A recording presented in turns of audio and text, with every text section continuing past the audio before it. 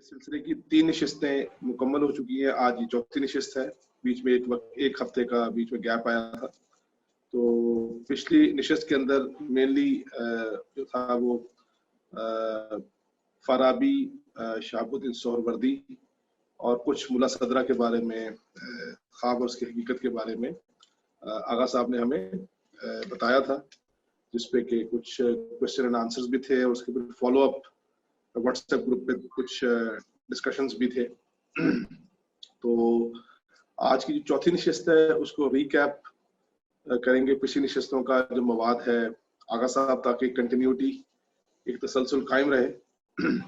और आज की नशिस्त में जो मेन यानी कि टॉपिक कह लें, 2 शख्सियात इस्लामी दुनिया की, इस्लामी फलसफे की, एक मुहिउद्दीन इब्न अरबी और दूसरे मुल्ला सदरा। आज चौथी नशिस्त है। पिछली 3 नशिस्तों में हमने जो कुछ गुफ्तगू किया है उस की फहरिस्त मैं आपके सामने बयान कर देता हूँ ताकि वो तसलसल बरकरार रहे। हमने जो कुछ पिछली 3 नशिस्तों में पढ़ा है वो ख्वाब और रोया का लुगत में माना, जो सच्चे ख्वाब सादिका है उनका वही व इल्हाम से ताल्लुक़ बयान किया था।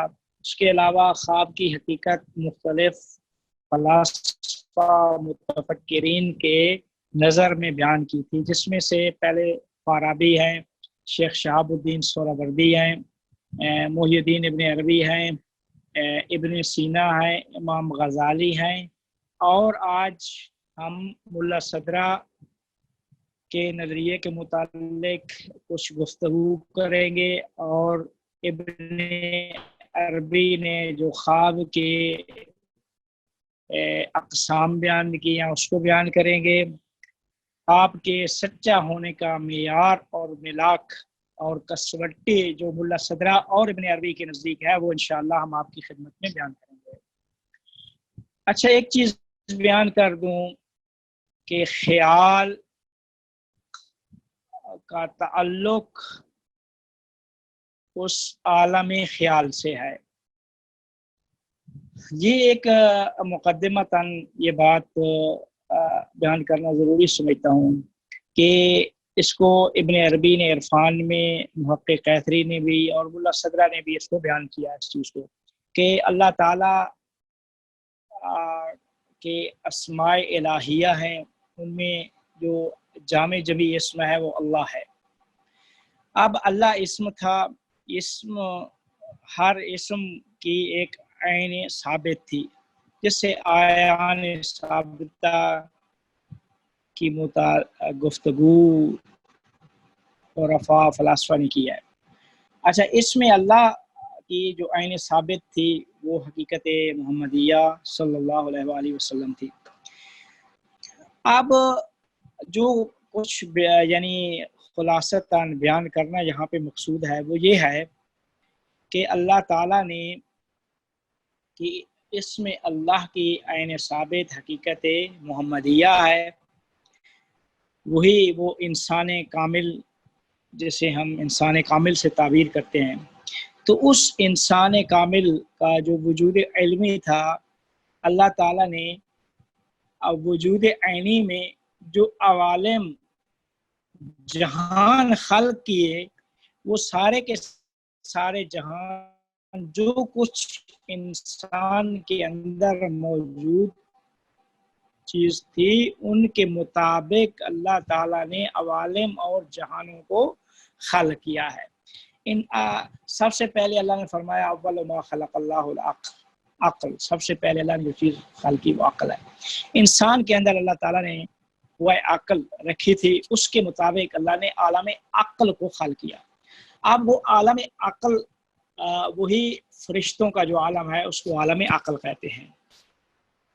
अब दूसरा जो आलम था, जो जिसके लिए आलम अक़ल इल्लत बनता है, वो काज जिसके लिए बनता है वो आलम मिसाल और आलम ख्याल है। तीसरा आलम आलम मादा है। आलम मादा जिस आलम में हम रह रहे हैं, تو عالم مادہ اور عالم عقل کے درمیان جس عالم کو اللہ نے خلق کیا ہے وہ عالم خیال ہے یا عالم مثال ہے یا عالم برزخ، یہ تین نام ہیں اس کے۔ اب یہ عالم مثال، عالم خیال، عالم برزخ، یہ اللہ تعالیٰ نے انسان کے اندر جو قوہ خیال رکھی تھی اس کے مطابق عالم خیال کو خلق کیا۔ تو اب انسان کے اندر جو قوہ خیال ہے اس کو ابن عربی تعبیر کرتے ہیں خیال مقید یا خیال متصل سے۔ متصل یعنی جو جڑا ہوا ہے، جو انسان کے ساتھ جڑی ہوئی چیز ہے، انسان کے اندر موجود ہے قوہ خیال، اس کو خیال متصل یا خیال مقید کا نام دیتے ہیں۔ اب اس کے مقابلے میں جو ایک انسان سے باہر ایک عالم ہے، ایک جہان ہے، اس کو خیال منفصل، منفصل یعنی جدا، وہ عالم جو عالم منفصل ہے، جدا ہے، اس عالم کو اللہ نے خلق کیا۔ عالم منفصل سے بھی تعبیر کرتے ہیں اور عالم مثال مطلق یا خیال مطلق سے بھی تعبیر کرتے ہیں۔ خیال منفصل متصل کے مقابلے میں منفصل ہے۔ اگر قوہ خیال کو خیال متصل کہتے ہیں تو یہ عالم خیال جو ہے وہ خیال منفصل ہے۔ اگر ہم اس خیال متصل کی بجائے اس کو خیال مقید کا نام دیتے ہیں تو پھر اس کے مقابلے میں جو عالم وہ بیان کریں گے وہ عالم خیال مطلق ہوگا۔ یعنی مقید اور مطلق کی ایک اصطلاح ہے، بات وہی ہے لیکن مطلق مقید کے مقابلے میں ہے اور منفصل اتصال اور متصل کے مقابلے میں ہے۔ متصل یعنی جو انسان سے جدا نہیں ہے، جڑا ہوا ہے، منفصل جدا ہے۔ تو اللہ نے یہ تین عوالم خلق کیے ہیں۔ اب تین عوالم، چوتھے عالم تیسرا عالم مادہ ہے۔ عالم مادہ میں جسم و جسمانیات، انسان کا بدن، یہ ساری چیزیں۔ تو اب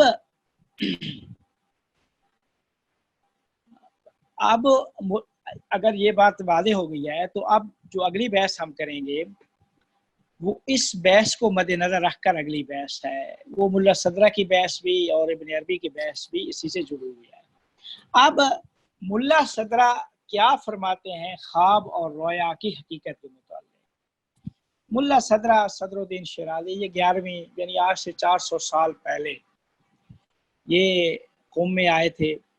یہ شہر قم کے ساتھ ایک شہر ہے، چھوٹا سا گاؤں ہے، اس کو شہر کاہک کہتے ہیں، اس میں ان کا گھر بھی موجود ہے۔ ملا صدرہ وہاں سے پیدل آتے تھے۔ قم میں بی بی فاطمہ معصومہ قم کا مزار ہے، امام رضا علیہ السلام کی بہن ہے، تو وہاں آ کر وہ توسل اور عبادت اور وہ کرتے تھے۔ تو ملا صدرہ کے اپنے مطابق وہ فرماتے ہیں کہ مجھے کافی سارے جو فلسفی مسائل جو تھے جن میں میں الجھنوں کا شکار تھا، وہ میں نے آ کے جب یہاں کے عبادت کیا ہے تو یہاں پہ مجھے مکاشفے کی صورت میں وہ مسائل حل ہوئے، جیسے اتحاد عاقل و معقول کا ایک نظریہ ہے، یا ایسے اتحاد عالم و معلوم بھی کہتے ہیں، بہت ساری اسی طریقے سے اور بھی مسائل۔ تو بہرحال ملا صدر الدین شیرازی جو ملا صدرہ کے نام سے مشہور ہے، ان کا فلسفہ حکمت متعالیہ کا نام اسے دیا جاتا ہے۔ جو ابن سینا کا فلسفہ ہے اسے فلسفہ مشا یا حکمت مشا کہتے ہیں۔ جو ملا صدر الدین شیرازی کا فلسفہ ہے وہ حکمت متعالیہ کے نام سے اسے تعبیر کرتے ہیں، مشہور ہے حکمت متعالیہ یعنی ملا صدرہ کا فلسفہ، جس میں ان کی کہنا یہ ہے کہ وہ مسائل جو عرفان، کلام، حکمت مشا میں مورد اختلاف تھے، جن میں جو نہیں مسائل حل ہو رہے تھے، وہ میں نے آ کر حکمت متعالیہ میں ان کو حل کیا ہے۔ قرآن، عرفان اور برہان، یعنی قرآن، عرفان اور عقل، ان میں جدائی نہیں ہے ان کو آپس میں، یعنی دین اور شریعت اور جو فلسفہ کے درمیان جو تضادات تھے ان کو آ کے انہوں نے بہت سارے مسائل کو ملا صدرہ نے آ کر حل کیا ہے۔ اب ملا صدر الدین شیرازی صاحب خواب اور رویا کی حقیقت کے متعلق کیا فرماتے ہیں؟ فرماتے ہیں اس بحث کو شروع کرتے ہیں حضور اکرم صلی اللہ علیہ وآلہ وسلم کی ایک حدیث سے، وہ حدیث بیان کرتے ہیں، اس سے اپنی بحث کا آغاز کرتے ہیں۔ فرماتے ہیں کہ ہمارے پیغمبر اکرم صلی اللہ علیہ وآلہ وسلم نے فرمایا ہے الناس نعام فاذا ماتوا انتبہوا، لوگ سوئے ہوئے ہیں، جب مریں گے تو بیدار ہوں گے۔ لوگ حالت خواب میں ہیں، جب وہ مریں گے تو موت کے بعد بیدار ہوں گے۔ موت کے بعد بیدار ہوں گے تو دیکھیں گے کہ کیا حقیقت ہے۔ کہتے ہیں کہ فرماتے ہیں کہ جو کچھ بھی انسان اس دنیا میں، اس مادی دنیا میں دیکھتا ہے، اس کا دیکھنا ایسے ہے جیسے وہ خواب دیکھ رہا ہے۔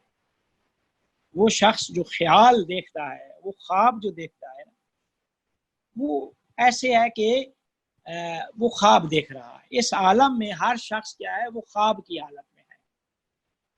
اچھا، جب خواب کی حالت میں ہے تو فرماتے ہیں کہ ہر خواب کی تعویل ہونی چاہیے۔ تو ہمیں جب خواب میں ہے تو ہر شخص ہر چیز کی آپ تعویل کریں۔ تعویل کا مطلب یہ ہے کہ اس کی اصل جو ہے اس طرف اس مسئلے کو لوٹائیں۔ مسئلے کی جو اصل حقیقت ہے پشت پردہ، اس کو اس کی طرف لوٹا دیں، اس کو تعویل کہتے ہیں۔ البتہ تعویل کے متعلق ابن عربی کا اپنا نظریہ ہے، تعویل کسے کہتے ہیں۔ علامہ طباطبائی صاحب کا اس کے متعلق میں نے ایک مقالہ بھی لکھا تھا، تعویل علامہ طباطبائی اور ابن عربی کی نگاہ میں، اور اس کے متعلق میرے خیال میں ایک بحث ہم کر بھی چکے ہیں پہلے، میں شاید اس کے متعلق بیان کر بھی چکا ہوں۔ تو کہتے ہیں ہر شخص خواب میں ہے، خواب میں ہے تو لہذا ہر شخص کو آپ ہر چیز کو اس کی اصل کی طرف پلٹا دیں، اس کی تعویل کریں۔ کیوں؟ کہتے ہیں کہ جتنے بھی خواب ہیں، خواب کی آپ پشت پردہ معنی ہے، ہر خواب کا پشت پردہ کوئی نہ کوئی معنی ہے۔ جب معنی ہے تو خواب کو تعبیر اور تعویل کی ضرورت ہے۔ تو کہتے ہیں کہ جب خواب، جتنے بھی خواب ہوتے ہیں ان کو تعبیر اور تعویل کی ضرورت ہے، تو اس عالم میں، جس عالم میں ہم رہ رہے ہیں، اس عالم میں تمام امور جو ہیں ان کی جو اصل ہے یا جڑ ہے، اس کی حقیقت جو ہے وہ اس عالم میں نہیں ہے، اس سے بالاتر عوالم جو ہیں ان میں موجود ہے۔ جب ان میں ہر شے کی اصل و حقیقت ان عوالم میں موجود ہے تو ان کو دریافت کرنے کے لیے، ان حقائق اور ان حقیقت تک پہنچنے کے لیے آپ کے پاس تعویل کے علاوہ کوئی راستہ نہیں ہے، آپ کو ہر شے کی تعویل کرنی پڑے گی۔ تو لہذا ملا صدرہ نے یہ فرمایا ہے کہ تعویل ایک روش ہے کہ جس سے آپ وہ جو پشت پردہ چھپی ہوئی جو حقیقتیں ہیں اس تک رسائی حاصل کرنا چاہتے ہیں تو ذریعہ تعویل ہے۔ آپ اس عالم میں جو کچھ بھی ہے اس کی تعویل کی ضرورت ہے۔ تعویل کا مطلب یہ ہے کہ اس کی حقیقت اس عالم میں نہیں ہے، اس کی پشت پردہ جو حقیقت ہے ایک اور عالم میں ہے، تو اس عالم میں اس پشت پردہ حقیقت کو درک کرنے کے لیے تعویل کی ضرورت ہے۔ تو جس طریقے سے خواب کو تعبیر اور تعویل کی ضرورت ہے، اسی طریقے سے آپ اس عالم میں خواب میں ہیں۔ پیغمبر نے فرمایا آپ خواب میں ہیں، تو خواب میں ہے جو کچھ بھی آپ دیکھ رہے ہیں، تو جو کچھ دیکھ رہے ہیں وہ خواب ہے، آپ کو اس کی تعویل، اس کو اصل کی طرف پلٹانا ہوگا، اور اس کی اصل کہاں ہے؟ وہ ہم سے جو بالاتر عوالم ہیں ان میں موجود ہے۔ تو لہذا ان عوالم میں جو حقیقت ہے اس کو اگر آپ نے دریافت کرنا ہے تو تعویل کے علاوہ کوئی راستہ نہیں ہے۔ جس طریقے سے خواب کو تعبیر اور تعبیر کی ضرورت ہے، ویسے اس عالم میں چونکہ آپ حالت خواب میں ہیں، پیغمبر نے فرمایا، لہذا آپ کو تعبیر کی ضرورت ہے۔ اس کے لیے ان کی عبارت جو ہے، عربی کی عبارت بھی میں پڑھ لیتا ہوں، جس میں وہ فرماتے ہیں کلو ما لا يحتملہ فہم فإن القرآن یلقیک الیک علی وجہ لو كنت في النوم مطالعا بروحك للوح المحفوظ لتمثل ذلك بمثال مناسب يحتاج الى التعبير لذلك قيل ان التعبير كله يجري مجرى التعبير۔ تعبیر کو تعبیر ہی ہے جو قائم مقام ہے تعبیر کے۔ خواب کے لیے تعبیر کی ضرورت ہے، اس عالم میں آپ خواب میں ہیں، لہذا آپ کو تعبیر کرنی پڑے گی۔ اچھا، پھر اس کوئی سوال ملا صدرہ پہ کسی نے کیا کہ کیوں یہ کیا چکر ہے، کیوں ہم کہیں کہ حقیقت ایک واضح طور پہ بیان نہیں ہوئی؟ حقیقت ایک، جب آپ فرما رہے ہیں کہ ایک اور عالم میں حقیقت ہے اور اس کو ہم نے کشف کرنا ہے اور دریافت کرنا ہے، تو اس عالم میں ہمارے لیے وہ حقیقت آشکار واضح وہ کیوں بیان نہیں ہوئی، مثال میں کیوں بیان ہوئی؟ تو انہوں نے فرمایا کہ چونکہ اس سوال کے جواب میں فرماتے ہیں کہ تمام اس عالم میں تمام انسان خواب میں ہیں، اور جو شخص بھی خواب میں ہو، ٹھیک ہے، جو شخص بھی خواب میں ہو تو وہ خواب والا شخص حقائق کو مثال کے علاوہ وہ دیکھ ہی نہیں سکتا، سن ہی نہیں سکتا، دریافت ہی نہیں کر سکتا، کیونکہ خواب میں آپ کو مثالی صورتیں آپ کے سامنے آتی ہیں۔ تو جب خواب میں وہ مثال اور خیالی اور مثالی صورتیں آپ دیکھتے ہیں، تو اس عالم میں بھی آپ خواب میں ہیں۔ جب خواب میں ہیں تو لہذا آپ کے لیے وہ حقیقت مثال کے قالب میں، مثال کے ڈھانچے میں بیان ہوئی ہے۔ آپ کو حقائق کو، حقیقت کو دریافت کرنا ہے تو مثال کے ڈھانچے میں آپ دریافت کر سکتے ہیں۔ لہذا فرماتے ہیں جب موت آئے گی تو آپ جب سوئے ہوئے ہیں تو بیدار ہو جائیں گے۔ کیوں؟ کیونکہ پیغمبر اکرم صلی اللہ علیہ وآلہ وسلم نے فرمایا کہ جب مریں گے لوگ فَإِذَا مَاتُوا انتبہوا، مریں گے تو بیدار ہو جائیں گے۔ تو کہتے ہیں کہ موت سے سویا ہوا شخص بیدار ہو جائے گا، جب بیدار ہوگا تو اس وقت جو حقیقت اس نے مثال کے ڈھانچے میں سنی تھی وہ اس کے لیے آشکار ہوں گی، اور ان کو بعین ہی انہی چیزوں کو دیکھ سکے گا۔ لہذا فرماتے ہیں کہ جب آپ انسان مر جائے گا، مرنے کے بعد بیدار ہوگا، جب بیدار ہو کے ڈھانچے میں اس دنیا میں دیکھی ہوئی تھی اسی کو اس عالم میں بعین ہی دیکھے گا، اور بعین ہی اس کے لیے آشکار اور واضح ہوگی وہ حقیقت۔ اس کے متعلق ان کی عبارت بھی پڑھ لوں عربی میں، فرماتے ہیں کہ ان الناس نیام فی ھذا العالم والنائم لم ينکشف له غیب من اللوح المحفوظ الا بالمثال دون الکشف السری۔ یہ اس سوال کا جواب دے رہے ہیں کہ کیوں حقیقت اس عالم میں مثال کے ڈھانچے میں بیان ہوئی ہے، حقیقت واضح اور آشکار بیان نہیں ہوئی، کیوں نہیں ہوئی؟ فرماتے ہیں کہ لوگ اس عالم میں خواب میں ہیں، اور جو شخص حالت خواب میں ہے لم ينکشف له غیب من اللوح المحفوظ الا بالمثال، لوح محفوظ سے غیب اس کے لیے منکشف نہیں ہوتا مگر مثال کی صورت میں، دون الکشف السری، نہ کہ سری کشف نہیں ہوتا۔ تو کہتے ہیں وذالک مما یعرف من یعرف العلاقۃ بین عالم الملک والملکوت فکل ما یراہ الانسان فی ھذا العالم من قبیل الرؤیا وَيَتَّصِلُ كُلُّ أَحَدٍ بَعْدَ الْمَوْتِ إِلَى تَعْبِيرِ رُؤْيَاهُ۔ اچھا، اب ایک اور بھی دلچسپ چیز جو ملا صدرہ یہاں پہ بیان فرماتے ہیں، وہ فرماتے ہیں کہ اللہ تعالیٰ نے قرآن میں جو کثرت سے مثالیں ہمارے لیے بیان کی ہیں، یضرب اللہ الامثال، اللہ نے مثالیں بیان کر دی، ضرب اللہ مثلا، اللہ مثال بیان کرتا ہے تمہارے لیے دو کافر عورتوں کی اور دو مومن عورتوں کی، سورہ تحریم میں میرے خیال میں، ٹھیک ہے، وہ جو فرعون کی بیوی تھی، دو عورتیں بیان کی اور دو مومنہ عورتیں، دو کافر۔ اچھا، بہت ساری اللہ تعالیٰ نے فرمایا کہ میں نے یہ آپ کے لیے مثال بیان کی ہے۔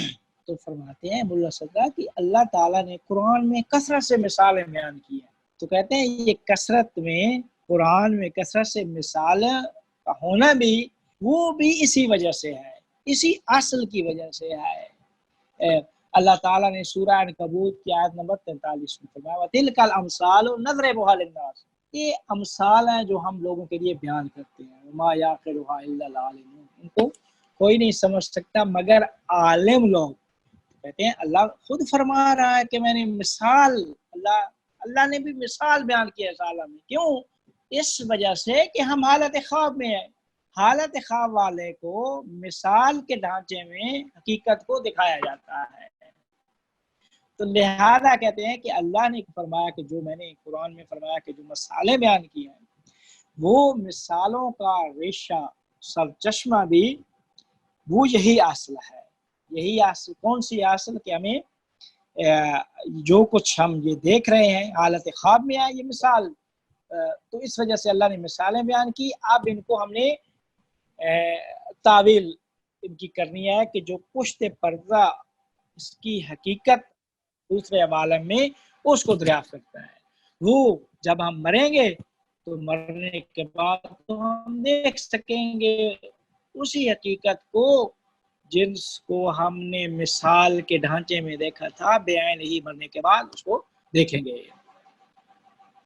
یہ ملا صدرہ شرازی صاحب یہ فرماتے ہیں۔ پھر فرماتے ہیں کہ فقط اہل شہود اور اہل بصیرت ہی ہیں کہ تعویل پہ عمل کر کے، تعویل والی روش پہ عمل کر کے آیات قرآنی کی حقیقت کو دریافت کر سکتے ہیں، اور چونکہ عام لوگ کا جو سروکار ہے عالم محسوسات، عالم مادہ، حس و حسیات سے ہے، تو لہذا وہ امور کی حقیقت کو درک کرنے سے عاجز ہیں۔ جب درک کرنے سے عاجز ہیں تو اسی وجہ سے فقط مثال کے ذریعے سے ان کو جتنی ان کی فہم ہے، جتنی ان کی سوچ ہے، جتنے ان کا شعور علم ہے، اس کے مطابق وہ مثال کی سے وہ حقیقت کو دریافت کر سکتے ہیں، یعنی جتنے عام لوگ، جتنا ان کی سمجھ و سوچ ہے اس کے مطابق اس مثال سے حقیقت کو دریافت کر سکتے ہیں، لیکن جو اہل بصیرت، اہل شہود، اہل معرفت اور رفع لوگ ہیں، وہ اس تعویل پہ عمل کر کے اس حقیقت تک پہنچ سکتے ہیں، اس حقیقت جو پشت پردہ حقیقت ہے اس کو دریافت کر سکتے ہیں۔ تو فرماتے ہیں کہ ایک اور چیز کہتے ہیں کہ ملا صدرہ فرماتے ہیں کہ ہم جو کہتے ہیں تشبیہ، ایک اصطلاح ہے تشبیہ معقول بمحسوس، مثال کے طور پہ میں آپ سے کہوں ایک معقول چیز کی آپ تشبیہ دے دیں، ایک مثال جب آپ بیان کرتے ہیں تو اپنی زبان مثال میں دوں کہ اللہ نے مثلا جنت اور جہنم کا تصور پیش کیا، اب جہنم میں آگ، چونکہ اس سے دردناک عذاب نہیں آئے اور عام لوگ بھی آگ کو سمجھ سکتے ہیں، تو لہذا ایک حصی محسوس انسان کر سکتا ہے، تو اللہ تعالیٰ نے اس معقول کی تشبیہ دی ہے محسوس سے جو ہم دیکھتے ہیں اس آگ کو۔ یا مثال دو مثلا حضرت آدم کا واقعہ، اس عالم میں رونما ہوا کہ اللہ نے فرشتوں کو کہا آپ آدم کو سجدہ کریں، آدم کو سجدہ جب کیا ملائکہ نے تو شیطان نے نہیں کیا. اب وہاں پہ بڑے بڑے کلامی اعتراضات ہیں، فلسفی اعتراضات ہیں، کون سا امر تھا. اب اگر امر تکوینی تھا تو وہاں نافرمانی نہیں ہو سکتی تھی، اور جہاں ہوئی ہے کہ شیطان نے انکار کر دیا ہے. اگر امر تشریعی تھا تو پھر وہ تو جن ملک تھا، ملک کو کون سا اختیار ہے، بہت ساری بحثیں. خلاصہ یہ ہے کہ وہاں پہ جو علامہ طباطبائی صاحب اور عرفا فلسفہ جو کہتے ہیں، یہ ایک تشبیہ معقول بھی محسوس ہے. اس عالم ایک واقعہ ہوا ہے، اللہ نے عام لوگوں کے لیے بیان کیا کہ اس طرح ہوا ہے. یہ اس معقول کی کو تشبیہ دیا ہے محسوس سے. تو کہتے ہیں کہ جب محسوس کو معقول کے درمیان، محسوس اور معقول کے درمیان موازنہ کریں گے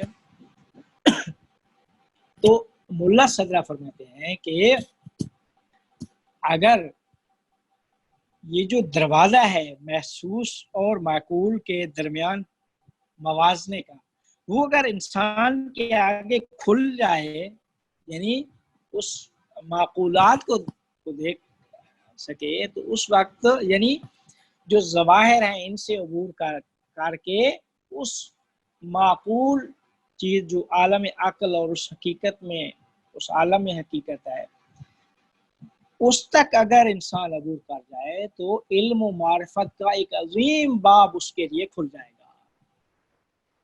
تو اس وجہ سے ملا صدرہ فرماتے ہیں کہ معقول اور محسوس کے درمیان جب آپ موازنہ کرتے ہیں تو ظاہر علامت بنتا ہے باطن کی.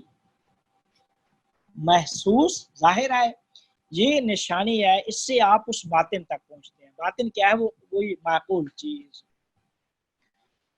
تو فرماتے ہیں کہ آپ ظاہر پہ توقف نہیں کر سکتے، آپ کو باطن میں جانا پڑے گا. تو باطن میں جانے کے لیے آپ کے پاس چارہ ہی نہیں ہے کہ آپ اس ظواہر کو جب تک عبور نہیں کریں گے باطن تک نہیں پہنچیں گے. یعنی جو محسوس ہے اس سے عبور کر کے باطن تک پہنچیں گے. تو وہ جو دروازہ ہے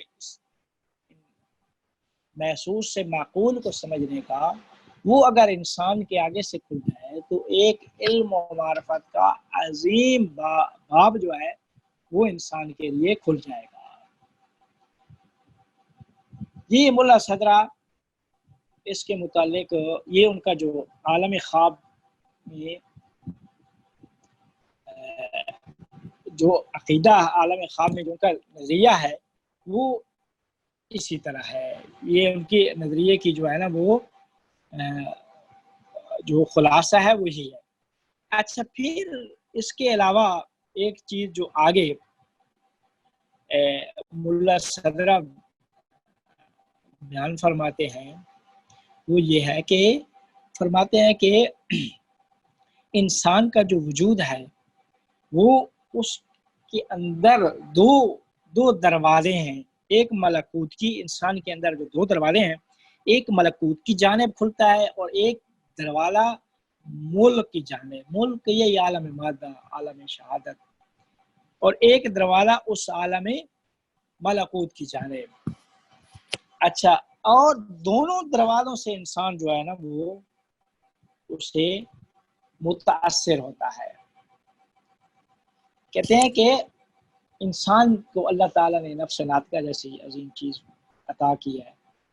تو فرماتے ہیں کہ اگر نفس ناطقہ پر ملکوت کی جانب سے کوئی چیز تجلی کرے، نفس ناطقہ انسان کا ملکوت کی جانب دروازہ کھلا ہے، ملکوت سے کوئی چیز اس کے اوپر تجلی کرتی ہے، اس کا عکس سایہ پڑتا ہے، یا وہ چیز کلی ہوتی ہے تو اس کو عقل در کرتی ہے. اگر وہ چیز جزئی ہوتی ہے تو قوہ خیال عالم مثال میں جا کر اسے در کرتی ہے. ٹھیک ہے، تو فرماتے ہیں کہ یہ جو ہے نا وہ سلسلہ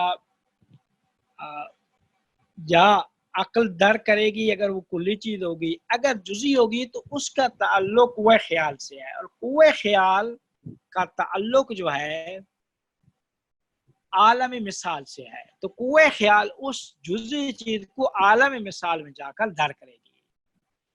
یہ ایک آخر میں ایک جو انہوں نے چیز بیان کی وہ یہی ہے۔ یہ ہو گیا ملا صدرہ کا نظریہ اس کے بارے میں خواب کی حقیقت کے متعلق۔ یہ ایک بڑا دلچسپ نظریہ ہے کہ وہ پورے کے پورے عالم کو ہی عالم خواب مانتے ہیں، اس عالم مادہ میں ہی ساری چیزیں۔ ان کا نظریہ اگرچہ اس ابن عربی بھی اسی طرح کی چیز تعویل میں وہ بیان کرتے ہیں، لیکن وہ قرآنی آیات کی تعویل ہے۔ اس میں وہ یہی فرماتے ہیں کہ قرآن کی جتنی بھی آیات ہیں ان کی جو تعویل ہے وہ تعویل ان کا وہ باطنی معنی، اور وہ جو باطنی معنی ہے غیبی معنی وہ عرفاء جانتے ہیں۔ بہرحال وہ ایک باطنی معنی کی طرف وہ کرتے ہیں، لیکن وہ قرآن کے متعلق فرماتے ہیں کہ قرآن کی آیات کو تعویل کی ضرورت ہے۔ ملا صدرہ نے آ کے یہ کہہ دیا کہ نہیں، پورے کا پورا عالم خواب میں ہے، اور اس حقیقت کو اگر تمام امور کی حقیقت کو دریافت کرنا ہے تو تعویل کے علاوہ کوئی چارہ ہی نہیں ہے، راستہ تعویل ہے، اس کے علاوہ کوئی دوسرا راستہ ہی نہیں ہے۔ یہ ابن کیا کہتے ہیں ملا صدرہ کا ان کے نظریے کا خلاصہ تھا۔ اب ابن عربی کا نظریہ ہم نے پہلے بیان کر دیا تھا۔ اب ابن عربی نے جو رویا کی اقسام کی ہیں ہم ان کو آپ کے سامنے بیان کریں گے کہ ابن عربی نے رویا یعنی خواب کی 3 قسمیں بیان کی ہیں۔ ابن عربی نے کہتے ہیں خواب کی 3 قسمیں ہیں۔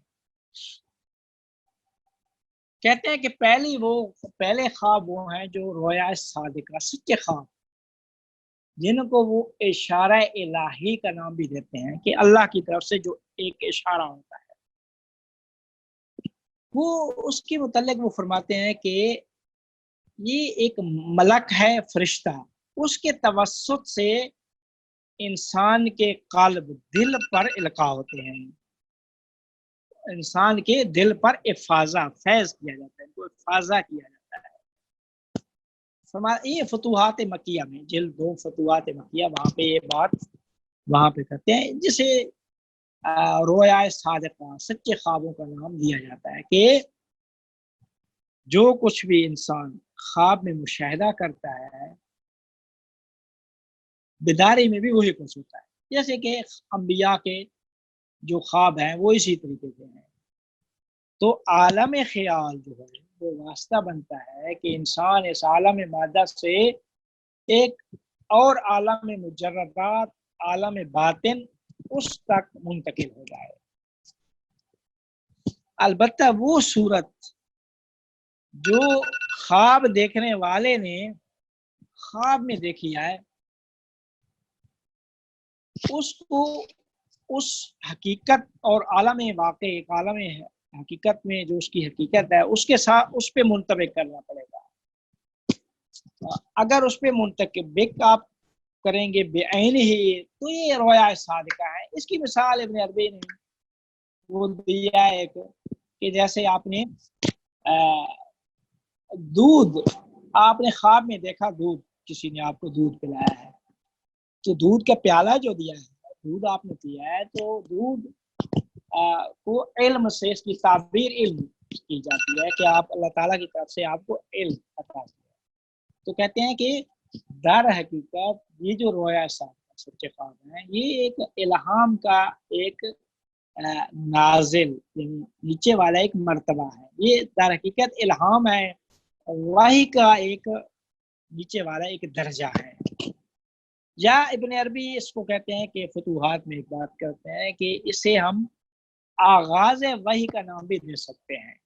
آپ دیکھیں کہ جن انبیاء کو شریعت اللہ نے عطا کی تھی وہ انبیاء انہوں نے خواب دیکھے ہیں، قرآن میں بھی بیان ہوا ہے، تو وہ خواب جو ہے وہ وحی کا آغاز ہے۔ تو کہتے ہیں کہ یہ جو سچے خواب ہیں ان کو آغاز وحی بھی ہم کہہ سکتے ہیں۔ تو ابن عربی نے جو خوابوں کی اقسام بیان کی ہیں. پہلی قسم بیان کی ہے سچے خوابوں کی کہ جو وحی کا ایک مرتبہ نازلہ ہے یا آغاز وحی بھی ہم کہہ سکتے ہیں. کہ بیان ہی وہی چیز جو دیکھی ہے آپ نے خواب میں، اسی کو اس کی جو اپنی حقیقی صورت ہے اس کے اوپر آپ منطبق کریں گے تو یہ اس کو سچے خواب کہا جاتا ہے، رویا صادقہ. یہ پہلی قسم رویا صادقہ. اب کہتے ہیں کہ دوسری قسم وہ خواب جو شیطان کے القاعات میں سے ہوتے ہیں. شیطان آپ کے اندر القاء کرتا ہے جس میں آپ کی قوہ متخیلہ اتنے آگے جا کر یعنی امور میں تصرف کر کے مداخلت کر کے صورتوں کی صورتیں بنا کے ایک صورت آپ کے سامنے پیش کرتی ہے. تو یہ در حقیقت کہتے ہیں القاعات شیطانی ہوتے ہیں. تو کہتے ہیں کہ دوسری قسم کے خواب وہ القاعات شیطانی. اچھا، تیسری خواب کی جو اقسام ہے کہتے ہیں وہ خواب جو حصے مشترک، وہ جو حصے باطن میں بیان کیے تھے، حصے مشترک اور خیال سے حکایت کرتے ہیں. حصے مشترک اور خیال سے حکایت کرتے ہیں. وہ یہ ہوتا ہے کہ عالم محسوس سے آپ صورت لیتے ہیں، وہ صورت آپ کے حصے مشترک اور خیال میں چلی جاتی ہے، وہ موجود ہوتی ہے، اسی کو آپ خواب میں دیکھتے ہیں. آپ نے آج دیکھا کوئی کام کیا یا زیادہ مصروف ہے جس کام میں، اس کو آپ نے جو ہے نا وہ ہے اپنی خیال اور حصے مشترک میں جگہ دے دی محفوظ کر. سوچتے رہے صورت بناتے رہے خواب میں بھی آپ نے جو ہے نا وہ اسی قسم کی چیز دیکھی، اسی کے ساتھ موجود ہے وہی چیز. تو کہتے ہیں کہ اس کو ابن عربی نے اس کو ایک نام بھی دیا ہے کہ اس کو نام دیا ہے کہ انسان کا اپنے آپ سے گفتگو کرنا. یہی تیسری قسم ہے. اپنے آپ سے گفتگو کرنے کا مطلب یہ ہے کہ عالم محسوس میں جب آپ بیدار تھے، کچھ چیزیں دیکھی، ان کے متعلق سوچا، غور و فکر کیا، اس پورا دن اسی میں مصروف رہے، وہ آپ کے حصے مشترک اور خیال میں محفوظ ہو گئی، وہی آپ نے خواب میں دیکھ لی. تو یہ جو تین قسمیں ابن عربی نے کی ہیں، ان تین قسموں کو کا استناد جو دیا ہے وہ پیغمبر اکرم صلی اللہ علیہ وسلم کی ایک حدیث سے ہے. فرماتے ہیں کہ ابن ماجہ نے ابو ہریرہ سے روایت کیا ہے کہ پیغمبر نے فرمایا تھا کہ رویا خوابوں کی تین قسمیں ہیں. ایک وہ خواب ہیں جو اللہ تعالیٰ کی طرف سے بشارت خوشخبری ہوتے ہیں.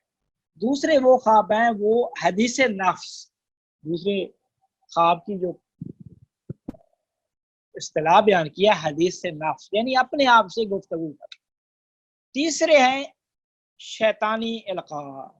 یہ تین خوابوں کی انہوں نے قسمیں کی ہیں. اچھا، یہ کیسے حاصل ہوتے ہیں؟ کہتے ہیں کس طریقے سے ان کا تعلق تین قسموں کا کہاں ہے؟ تو کہتے ہیں ان کا جو تعلق ہے وہ خواب دیکھنے والے کا جو نفس ہے نا، نفس ناطقہ، اس کی پاکیزگی سے تعلق ہے. سچے خواب جو ہیں رویا صادقہ، ان کا تعلق وہ خواب دیکھنے والے کے نفس ناطقہ کی جو پاکیزگی ہے اس سے اس کا تعلق ہے. تو جتنا نفس جو ہے نا وہ آپ کا انسان کا پاکیزہ ہوگا، صاف و شفاف ہوگا، اتنا ہی آپ کو جو ہے نا وہ روحانی اور معنوی جو آگاہی ہے، علم ہے، معرفت ہے، وہ آپ تک پہنچے گی. وہ مثالی صورتوں کے واسطے سے ان کو آپ دریافت کریں گے. یہ رویا صادقہ جو پہلی قسم کی ہے. جو انہوں نے دوسری قسم کی ہے القاعات شیطانیہ، کہتے ہیں ان کا تعلق وہ انسان کے جو مزاج کا انحراف ہے اس سے تعلق ہے. وہ انسان کے نفس کی جو گمراہی ہے، نفس کی پاکیزگی کے متضاد، یعنی نفس جتنا کثیف اور گندا ہوگا تو نفس کا کثیف اور گندا ہوگا تو آپ کا مزاج میں انحراف آئے گا. تو جب مزاج میں انحراف آئے گا تو ان مزاج کے انحراف اور نفسانی خواہشات کی اتباع کا جو نتیجہ ہے وہ القاءات شیطانی ہے. جتنا ہی انسان گناہوں میں غرق ہوگا وہ جو خواب اس کو آئیں گے وہ خواب ہی اسی قسم کے القاءات شیطانی ہوں گے. اور تیسری قسم جو انہوں نے بیان کیا ہے کہ وہ خواب جو آپ دن کو مصروف رہتے ہیں، حصے مشترک عالم محسوس سے صورت لی، حصے مشترک اور خیال میں جو ہے نا وہ محفوظ کر لی. تو کہتے ہیں اس تیسری قسم کا تعلق ان صفات سے ہے کہ جو خواب دیکھنے والے کے نفس کا پر غلبہ کرتی ہیں. خواب کی حالت میں اگر ان کا غلبہ ہوتا ہے تو آپ وہی چیزیں دیکھیں گے. چونکہ ان کا غلبہ خواب کے وقت ہوتا ہے تو وہی چیزیں آپ کے سامنے آ جاتی ہیں. اس کو ابن عربی کی یہ 3 جو قسمیں ہیں اور ان 3 قسموں کا تعلق جو بیان کیا ہے صدر الدین قونوی نے یہ بیان کیا ہے. یہ صدر الدین قونوی کی کتاب میں 74 سے 75 نمبر جو صفحہ ہے اس میں یہ چیز بیان ہوئی ہے. تو فرماتے ہیں کہ یہ ابن عربی نے قسم کی ان کی اتباع میں ملا صدرہ نے 3 قسمیں نہیں کی خوابوں کی. ملا صدرہ نے فرمایا ہے کہ خوابوں کی 2 قسمیں ہیں. ایک وہ خواب جو سچے خواب ہیں جن کو خود ابن عربی نے رویا صادقہ کا نام دیا. اس کو ملا صدرہ فرماتے ہیں کہ جب انسان کی نفس ناطقہ پاکیزہ ہوتی ہے تو پاکیزگی کے وجہ سے وہ ایک عالم عقل اور عالم غیب سے متصل ہوتی ہے. تو جو بھی صورتیں وہاں سے وہ قبول کرتی ہے تو یہ صورتیں اگر وہ جزئی ہوتی ہیں تو حافظہ کے ذریعے سے اس کے نفس میں باقی رہ جاتی ہے اور قوہ متخیلہ ان میں تصرف نہیں کرتی. تو کہتے ہیں کہ جب قوہ متخیلہ ان میں تصرف نہیں کرتی وہی صورتیں ہوتی ہیں. تو جو خواب ان صورتوں پر مشتمل ہو ان خوابوں کو خواب صادقہ رویا صادقہ کا نام دیا جاتا ہے. یہ صدر الدین شیرازی ملا صدرہ نے شرح الاصول الکافی صفحہ نمبر 436 میں یہ چیز بیان کی ہے. پہلی قسم یہ ہے. دوسری قسم انہوں نے کہا ہے خواب کی اضغاث و احلام، وہ خواب جو بے اصل بے حقیقت خواب ہوتے ہیں جو آپ خواب میں دیکھتے ہیں ادھر ادھر کی چیزیں کہ وہ جو ان کو قرآن اضغاث و احلام سے تعبیر کیا ہے. کہتے ہیں وہ خواب ہوتے ہیں کہ جو مشتمل ہوتے ہیں ان صورتوں پر کہ جن میں انسانی نفس شیطنت کے ذریعے سے قوہ خیال کی شیطنت سے بناتا ہے. جن صورتوں کو نفس انسانی قوہ خیال کی شیطانیت ان کی شرارت و اضطراف سے جو بناتی ہے تو کہتے ہیں کہ یہ صورتیں نفس کیا ہے ان کو وجود عطا کرتا ہے. نفس ان کو ایجاد کرتا ہے اور ان کا کوئی اصل اور سرچشمہ نہیں ہوتا. یہ نفس کی ایجاد کرتا ہے. نفس نے کیوں ایجاد کیا ہے؟ کیونکہ قوہ خیال نے وہ شیطنت کیا ہے. قوہ خیال نے جب شیطنت کیا ہے تو اس قوہ خیال کی شیطانیت سے یہ صورتیں نفس نے ایجاد کیا ہے. ان کی کوئی حقیقت اور اصل نہیں ہے. تو کہتے ہیں یہ صورتیں وجود عینی سے فاقد، ان کا کوئی وجود عینی نہیں ہے. اور کیا کہتے ہیں نفس ان کا ضعیف ہوتا ہے. ضعیف کی صورت میں وہ چونکہ اوپر غیب سے متصل ہونے کی قدرت نہیں رکھتا. جب قدرت نہیں رکھتا تو یہ اس قسم کی خواب جو ہے نا وہ دیکھتا ہے جن کو اضغاث و احلام سے تعبیر کیا جاتا ہے. یہ ملا صدرہ کی کتاب الشواہد الربوبیہ مشہور کتاب 405 صفحہ نمبر 405 میں ان کو یہاں پہ بیان کیا ملا صدرہ نے. اب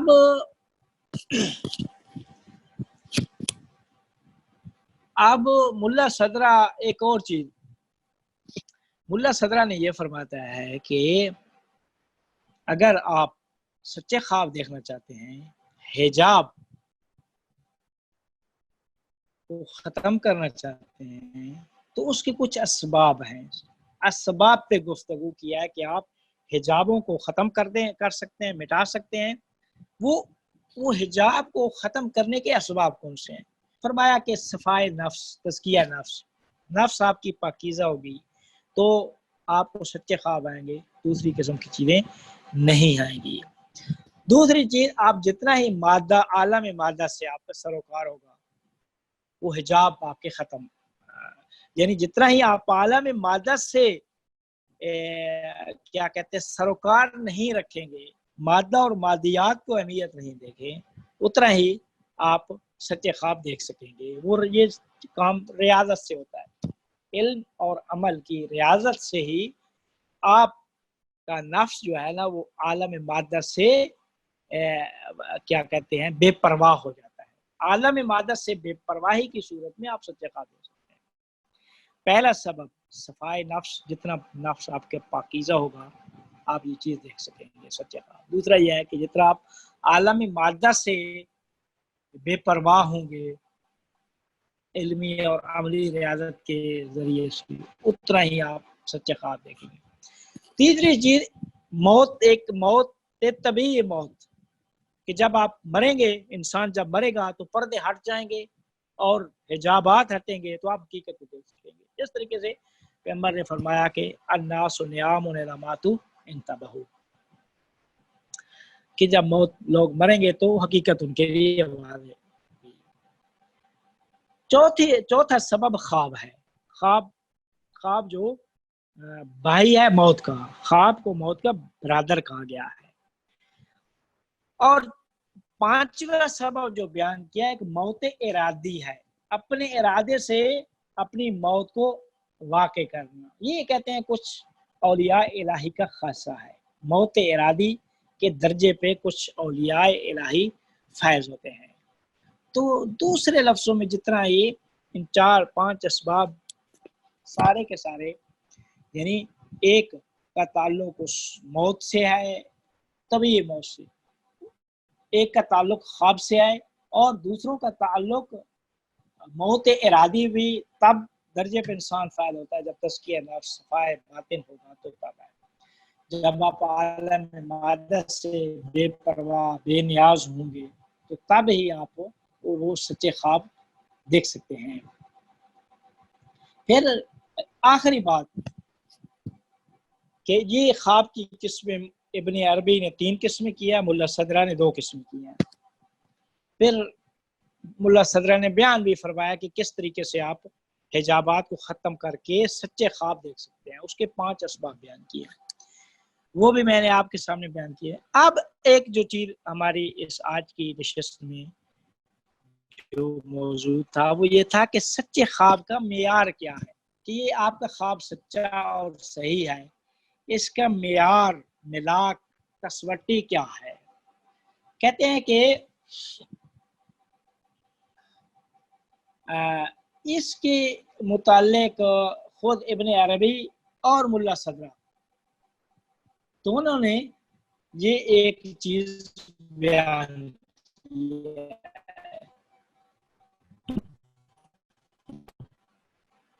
فرمایا ملا صدرہ نے فرمایا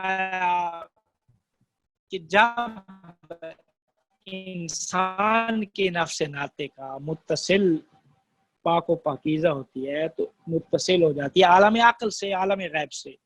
عالم غیب سے جب متصل ہوں گے تو جو بھی عالم سارے وہ صحیح ہوں گے، یعنی انسان کے نفس کا اتصال عالم غیب سے یہ سبب بنتا ہے کہ آپ کے ساتھ خواب کیا ہے صحیح ہو۔ خواب کے صحیح ہونے کا معیار ایک یہ ہے۔ تو فرماتے ہیں کہ ابن عربی نے بیان فرمایا اس چیز کو کہ مرنے کے بعد تو حقیقت کشف ہو جاتی ہے، وہ تو اس وقت جو ہے نا وہ پتہ چلتا ہے، لیکن اس عالم میں मुल्ला सदर चीज जो है ना वो क्या कहते हैं इब्न अरबी ने बयान किया है। इब्न अरबी ने बयान किया कि सेहत मिजाज बयान किया है इब्न अरबी ने कि आपके ख्वाबों के मिजाज, यानी जितना ही आप मिजाज आपका सही होगा, आप मरीज नहीं होंगे, आपके मोतदिल इंसान जो होता है, जितना ही इंसान मोतदिल होगा तो उस ख्वाब उनके सही उसके सही होंगे। तीसरी चीज शिद्दत इत्तिसाल, जितना आपका नफ्स मुत्तसिल होगा उस आलम गैब से, आपके ख्वाब सही होंगे।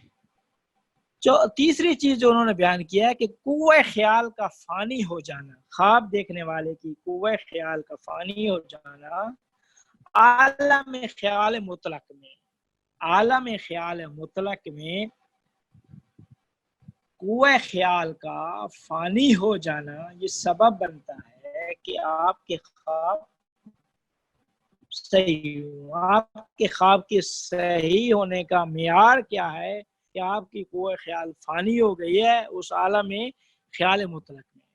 ये तीन चीजें इब्न अरबी ने बयान किया है कि ख्वाबों के सही होने का मियार तीन चीजें हैं, सेहत मिजाज, शिद्दत इत्तिसाल और कुव्वे ख्याल का फानी हो जाना मिसाल ख्याल मुतलक में। इब्न मुल्ला सदरुद्दीन शहजादी उन्होंने एक चीज बयान किया है कि आलम अक्ल, आलम गैब से जब आप इंसान के नफ्स नात का मुत्तसिल होगी तो उस इत्तिसाल जो है ना वो मेयार है।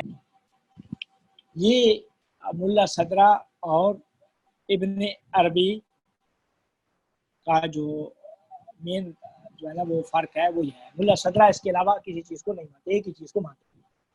तो अब जो आज की जो हमारी गुफ्तगू थी, आज की हमारी गुफ्तगू जिसमें हमने मुल्ला सदरा के नज़रिए को बयान किया है, हकीकत ख्वाब की हकीकत के मुताबिक इब्न अरबी की निगाह में जो ख्वाबों की अकसाम उन्होंने बयान किया, तीन किस्में इन्हें बयान किया है, दो किस्में मुल्ला सदरा ने बयान की। फिर मुल्ला सदरा ने असबाब भी बयान कर दिए कि आप जो हिजाबात को ख़त्म करने के असबाब भी बयान किए।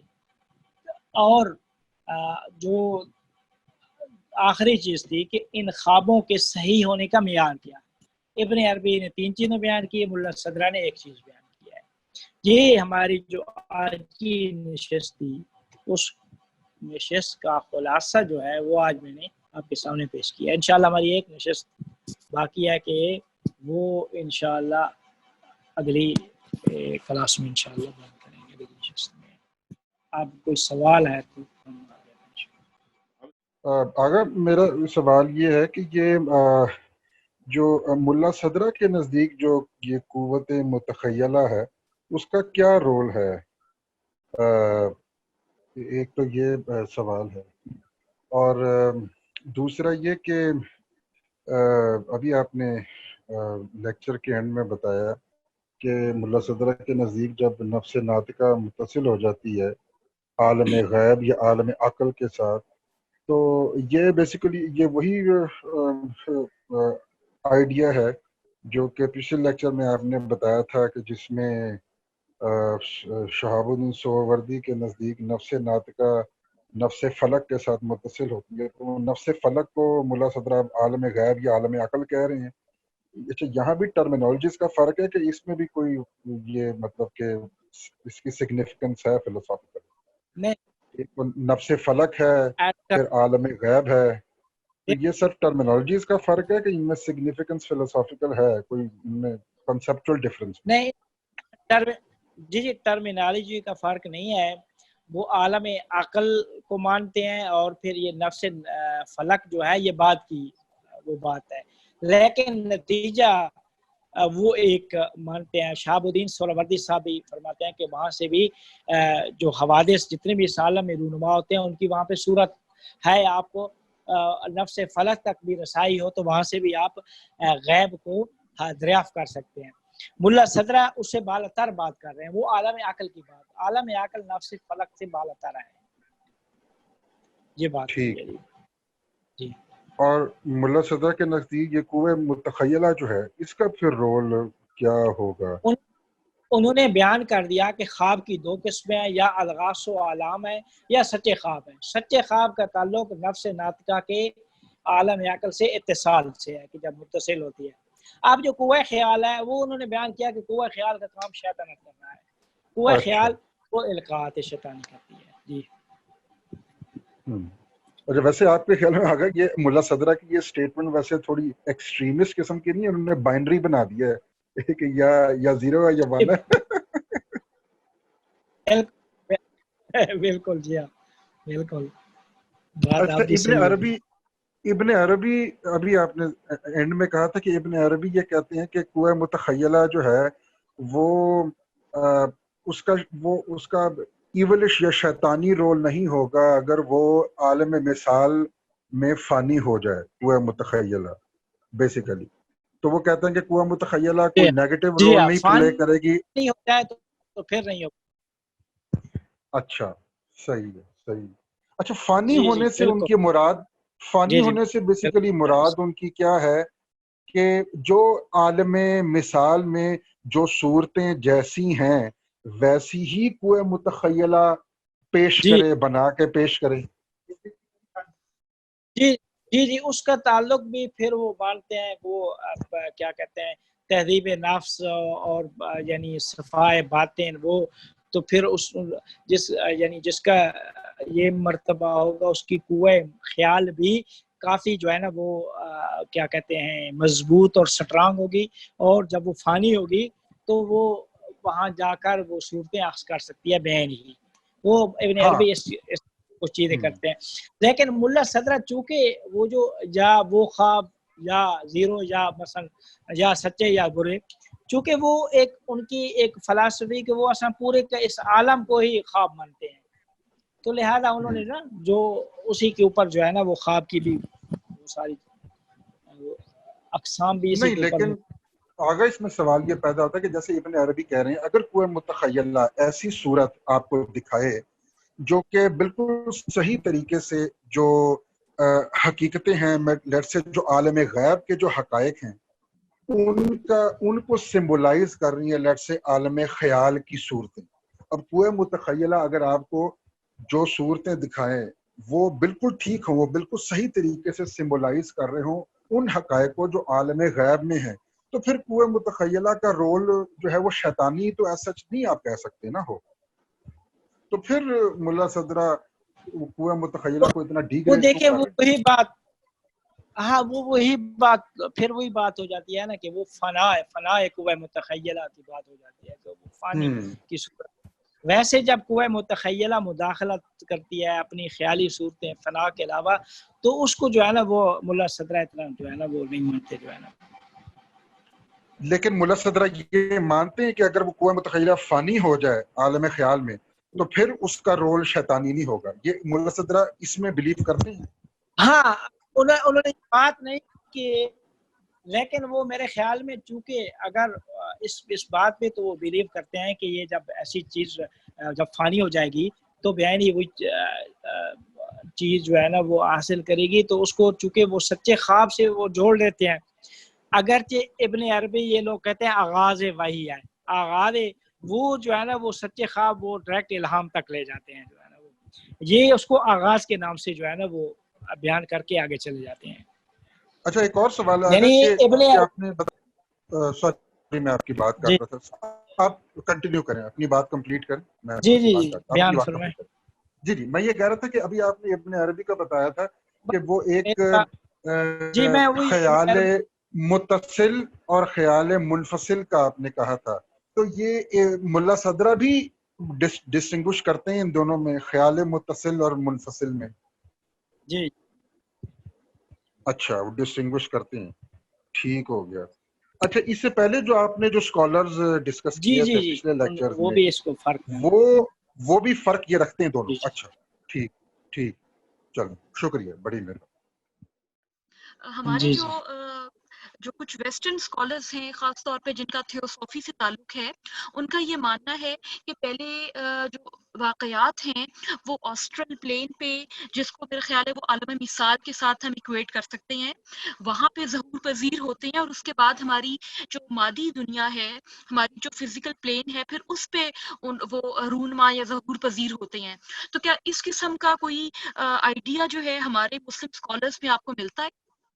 جی جی، یہ دیکھیں یہی ہمارے اسکالر بھی یہی کہتے ہیں کہ جو ابھی بھی میں نے یہی بیان کیا ملا صدرہ کا نظریہ بھی، کہ جو کچھ بھی اس عالم میں موجود ہے، جتنے امور، ان کی جو حقیقت ہے، ان کی جو حقیقت ہے وہ ان سے بالاتر عوالم میں موجود ہے عالم میں، جیسے عالم یہی مثال خیال ہے، یا مثلا عالم عقل، ان کی مثالیں یا عقلی صورت ان عوالم میں موجود ہے یہ۔ اور اس عالم میں اگر آپ نے ان تک پہنچنا ہے تو تعویل کی ضرورت، جو ملا صدرہ نے بیان کیا، لیکن جو کچھ بھی اس عالم میں ہے یہ ان کی صورتیں دوسرے حوالے میں موجود ہیں۔ یہ سارے ہمارے فلاسفہ اسلامی اور عرفا کہتے ہیں یہ بات۔ ایک اور سوال آگا میرا تھا کہ جیسے ابھی آپ نے یہ فرمایا کہ اس عالم کے اندر جو بھی ایونٹس ہو رہے ہیں ان کے حقائق عالم مثال میں ہیں، لیکن ظاہر بات تو وہ جو حقائق ہیں میرے خیال ایز کمپیئر ٹو اس عالم میں جو صورتیں ہیں اور جو عالم مثال میں جو صورتیں، جو عالم مثال میں صورتیں ہیں وہ زیادہ جامع ہیں، ظاہر بات ہے ان کی نیچر ڈفرینٹ ہوگی۔ مثال کے طور پہ ہو سکتا ہے کہ وہ زمان و مکان سے آزاد ہوں مثال کے طور پہ، یا بالکل لیس ڈیپینڈنٹ ہوں۔ زمان و مکان سے آزاد، مثال یہی ہے نا، عالم مثال برداشت زمان و مکان سے خالی، وہ لیکن وہاں پہ جو ہے نا وہ جتنی بھی چیزیں صورتیں ہیں، فقط جو ہے نا وہ صورتیں ہیں، جسم و جسمانیات نہیں ہیں، ان کی صورتیں ہیں جو ہے نا وہ بنی۔ اب کیا کہتے ہیں، جو بھی سوال بیسیکلی میرا یہ عقلی تھا، چیز ہے اس کی بھی صورت عالم ہے۔ ہاں چاہے لیکن یہ جو ہائرارکی ہے، جی جی یہ جو ہائرارکی ہے، مادی ہے، پھر مثالی ہے، اور پھر عقلی ہے، اور جب آپ ہائرارکی میں آپ اوپر جاتے جاتے ہیں تو اتنا ہی زیادہ آپ زمان و مکان کی قید سے آزاد ہوتے جاتے ہیں۔ مطلب ایک ہائرارکی ہے نا، ایک اسپیکٹرم ہے پورا۔ جی جی جی بالکل بالکل اسی طریقے سے۔ اور وہ جو عقلی جو حقائق ہیں وہ بالکل سمٹی ہوئی حقیقتیں ہیں، کہہ لیں کہ جہاں بالکل ہی زمان و مکان کا بالکل ہی تصور نہیں ہے، اور جیسے جیسے آپ نیچے آتے ہیں تو وہی سمٹے ہوئے حقائق پھیلا کے بیان ہونا شروع ہو جاتے ہیں، اور عالم مادی میں سب سے زیادہ پھیلا کے بیان ہو رہے ہوتے ہیں۔ جی ساری ہے یہاں پہ یہی چیز والا عالم مادہ میں۔ صحیح ٹھیک ہے۔ تو وہ پھیلاؤ جو ہے وہ وسیع ہوتا جاتا ہے جیسے جیسے آپ نچلے عالمین میں جاتے جاتے۔ ٹھیک ہو گیا؟ بالکل ٹھیک، چلو ٹھیک، تھینک یو۔